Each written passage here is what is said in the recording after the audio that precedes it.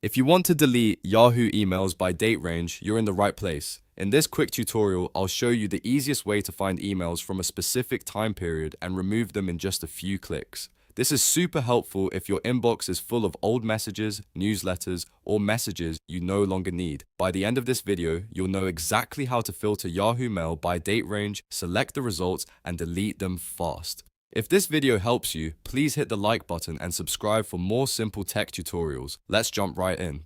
First, open Yahoo Mail in your browser and make sure you're signed into the account you want to clean up. Once you're inside your inbox, look at the search bar at the top of the page. This is where the process starts. Click inside the search bar and then look for the filter icon, which usually looks like a small funnel. Click that filter icon to open the search options. In the filter menu, you should see the option for date range. Select date range so Yahoo knows you want to search only within a specific time period. Depending on what you need, you may be able to choose a start date and an end date or a preset date range. Enter the dates you want to target carefully because this will decide which emails show up in the results.